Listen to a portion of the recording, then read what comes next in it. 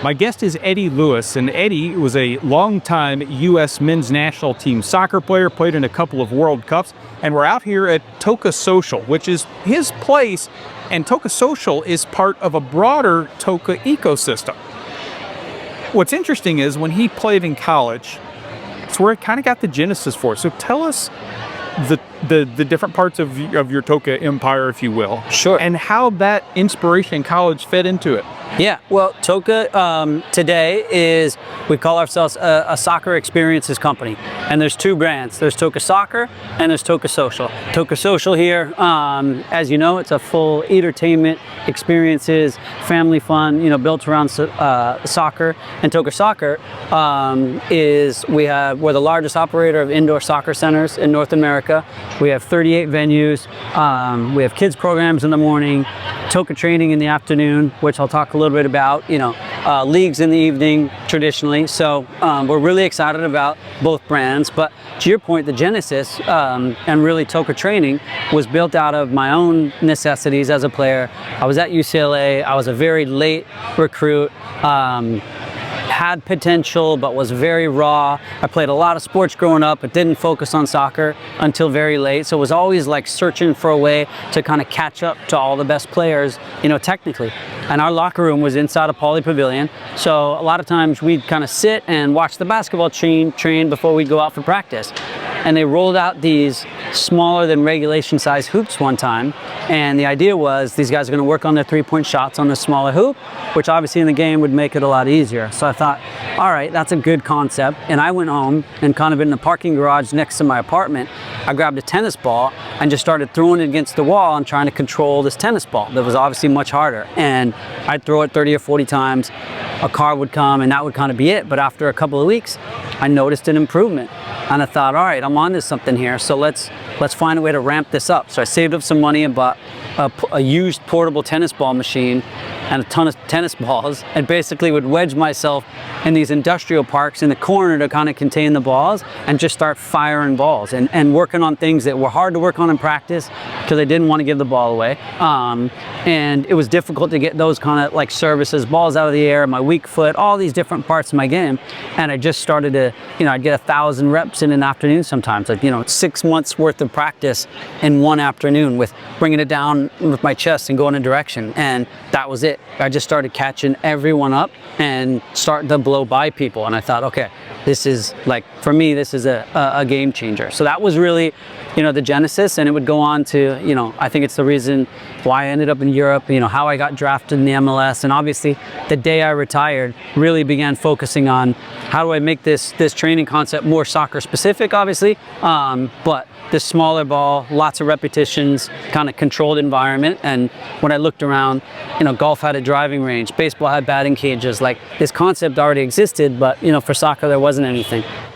So we did a docuseries called Raising Her Game. It charts the rise of soccer in this country alongside the rise of women's sports through the University of Texas women's soccer team.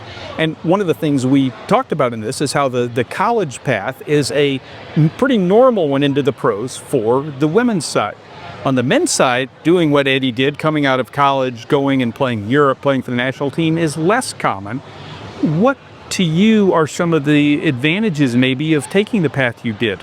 Yeah, I'll tell you. I mean, listen, I played in Europe for 10 years and I saw a ton of 16-year-olds and 17-year-olds that turned pro. And the one thing college offers is it also teaches you how to grow up and be an adult and be more responsible. And a lot of these kids, 16, 17, were starting to make a bunch of money, but didn't really have a lot to offer outside of soccer practice. And they would end up struggling and falling out of the game because they hadn't really matured the same way that college helps you do that as a young man or as a young woman. And now with some of the changes that are happening in college, with the spring season that's being allowed, I'm a huge fan of using college as a real development pathway for players.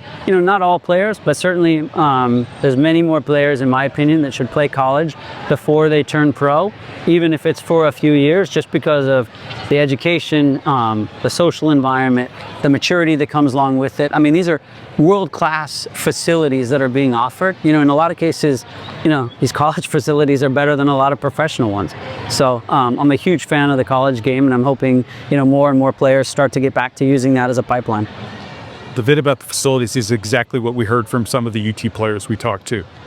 Another guy we talked to was a predecessor of yours on the men's national team, which was Eric Ronaldo. Yeah, and he talked a little bit about the men's game and the women's game, and about how the '99 women's team had this galvanizing effect on soccer for not just the women's side. What was your perception coming up at that time of what that women's team did for the sport in general? Yeah, I mean, I think I'd say beyond just soccer, that team like opened the door for women's sports in general, right? And I think since then, both soccer as well as the growth of many other women's sports, you know, haven't really looked back. I think the thing that's really interesting now is, for me, the growth that we're seeing almost outside of the U.S. in women's soccer. I mean, these countries are exploding. You know, I left England in 2008, and my daughter hadn't played soccer once because girls weren't allowed to play or really on teams. You know, in Spain, they were like, that was almost an insult if girls played soccer. And whatever, a couple of years ago, Spain wins the World Cup. You know, so I think the progress that these European nations are making in such a short period of time by applying a lot of, you know, the same foundations and principles they had on the men's side, you know, it's really all, you know, off the backs of the success of the teams here. But I think it's going to be, you know, it's going to be harder for the women's team to continue to be successful. But I think it does so much for women's soccer, you know, globally. And, you know, for me, I think it's a real tribute to that group. How exciting is it then for you to have both men's and women's soccer have this popularity that they didn't have when you were there, such that you can have a place like TOCA Social? Yeah, I mean, TOCA Social, forever. We had a few venues in the UK, and I said, we have to get this to America. We have to get this to America. And people said, well, you know, I don't know the soccer culture in America. I said, listen, there's going to be families that come into TOCA Social, and the mom is going to be the best soccer player in the family.